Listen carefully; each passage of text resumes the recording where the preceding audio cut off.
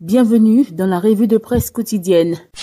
À la une de ce mercredi 13 novembre 2024, politique. Après un séjour en France, le président Alassane Ouattara est rentré hier mardi en Côte d'Ivoire, rapporte Fraternité Matin et Le Jour Plus. Le président de la République Alassane Ouattara a regagné Abidjan hier mardi 12 novembre 2024, en milieu de soirée après un séjour privé d'environ 2 semaines en France. Le chef de l'État avait quitté la capitale ivoirienne avec à ses côtés son épouse Dominique Ouattara le 1er novembre dernier pour se rendre dans la capitale française. À son retour, le chef de l'État a été chaleureusement accueilli à l'aéroport Félix Houphouët-Boigny par ses plus proches collaborateurs. Cette délégation était conduite par le Premier ministre Robert Begré-Mombé, qui était accompagné de plusieurs membres du gouvernement. On reste au journal Fraternité Matin, COP29, mise en œuvre de l'accord de Paris. Tiemoko Mélié connaît l'engagement de la Côte d'Ivoire. Une information que partage l'intelligent. Le vice-président de la République, Tiemoko Mélié connaît, a participé ce mardi 12 novembre 2024 à l'ouverture du sommet mondial sur le climat à Bakou, en Azerbaïdjan. Lors de cette première journée consacrée aux déclarations nationales des chefs d'État et de gouvernement, il a pris la parole au nom du président de la République Alassane Ouattara. Dans son discours, le vice-président a tiré la sonnette d'alarme, soulignant que d'après le dernier rapport des Nations Unies sur le climat, la COP29 se déroule dans un contexte de crise climatique, d'une gravité et d'une urgence sans précédent. Du côté de l'essor ivoirien, premier sommet de la diaspora ivoirienne, développement de la Côte d'Ivoire, Kandia Camara salue les contributions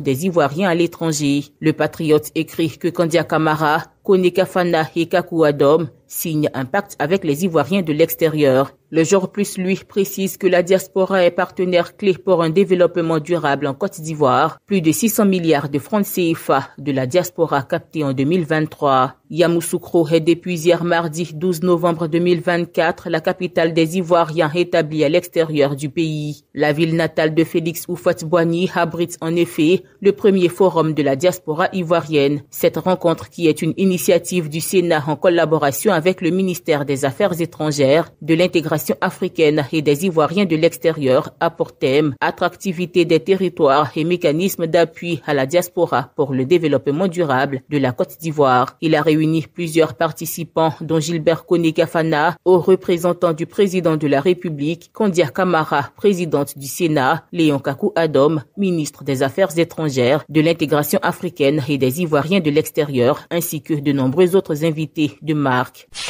En économie, pénétration de l'assurance dans la plupart des pays africains, un taux largement inférieur à 2% relevé, nous dit Soir Info. Au Jour Plus, culture émergente à Kong, la filière Sésame s'organise. L'Avenir raconte que cette première édition des Journées nationales des sésames est une spéculation pour lutter contre la pauvreté dévoilée. Et puis, 4e édition du Salon des infrastructures d'Abidjan, Amédée Kouakou annonce le prolongement de l'autoroute du Nord jusqu'à la frontière du Burkina et du Mali, signe Le Patriote.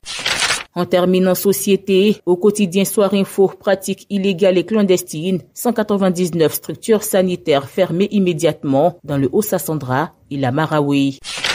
Eh bien, c'est la fin de cette revue de presse.